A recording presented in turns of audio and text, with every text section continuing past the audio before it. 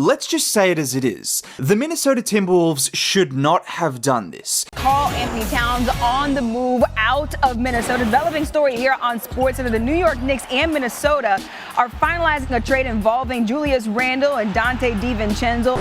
27 games into the season, and the Minnesota Timberwolves are one game above 500 and 10th in the Western Conference. Now, this is a Western Conference separated by minuscule margins, but if you compare this to last season, the Wolves would need to win 42 of their next 55 games to replicate the season they had. And judging by their most recent game against the Golden State Warriors, where they looked like a G League offense for the first half of the game, I don't see them winning 42 of their next 55 games. I think even the most optimistic Timberwolves fans would agree. And right now, this team not only looks disjointed and bad on the court, but the things you are hearing from the likes of Anthony Edwards makes things look even worse. We don't have nothing on offense. We don't have no identity. I mean, we know I'm going to shoot a bunch of shots. We know Ju's going to shoot a bunch of shots, and that's all we know. We don't really know anything else. I mean, it's not on the coaches at all. It's on us. And when you're 27 games into a season following a Western Conference Finals appearance, you should not have zero identity. You should not go quarters looking like a G League team, but unfortunately, that is the risk you take when you trade your 7-foot unicorn, who was not only capable of giving you 25 points on any given night, but spaced the floor for Ant and made every single player's job around him that much easier, just like he's currently doing in New York. And I think the first quarter against Golden State was the perfect encapsulation of how bad this Timberwolves team can and has looked at times this season. And just look at some of the shots they were taking. I mean, what better way to start a game than a Jaden McDaniels pull-up three, which was followed by more difficult three-point shot attempts, and then that's when Julius Randle decided enough was enough.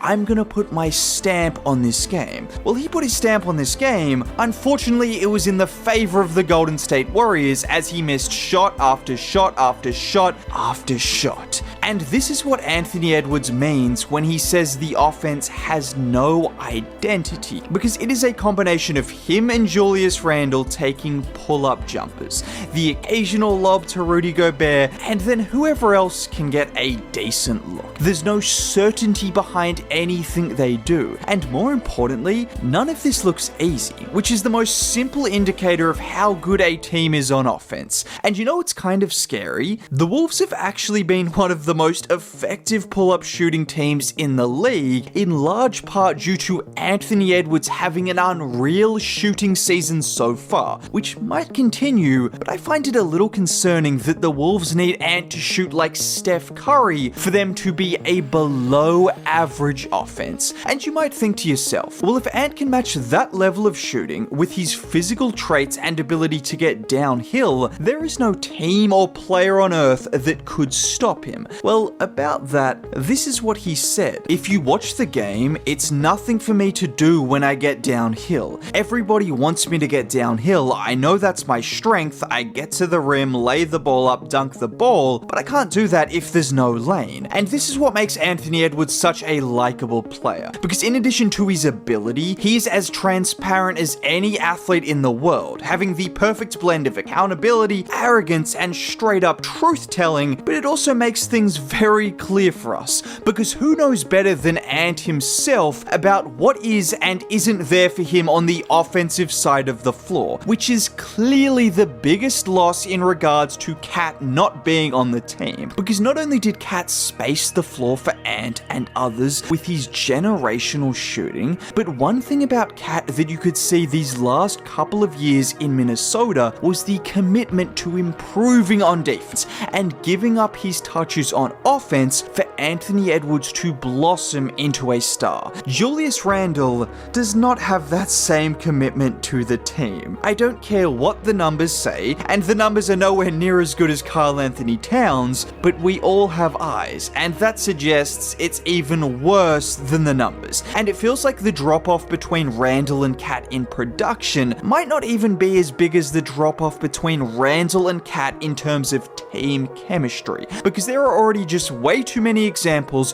of Randle not playing defense, not passing the ball when he should, and having terrible body language. And this is not something that is new. This was the case in New York, and we're now seeing it in Minnesota, and I think that has to have had some kind of effect on the entirety of this team. But it wasn't just Julius Randle who the Wolves got in this trade. There was another guy, and I'll be completely honest, because that's what we do on this channel. I thought Dante DiVincenzo was the difference maker in this trade. I didn't think Cat would be this good, but even with the gap between him and Randle, Dante looked like the perfect addition for Minnesota, with his combination of shooting, a bit of ball handling and playmaking, and some solid defense as well. Well guys, he's been bad. There's not really any other way to put it, because less than 9 points a game on 36% from the field and 32% from 3 is pretty much a complete disaster when he was coming off a season in which he averaged 15 points a game and was one of the best shooters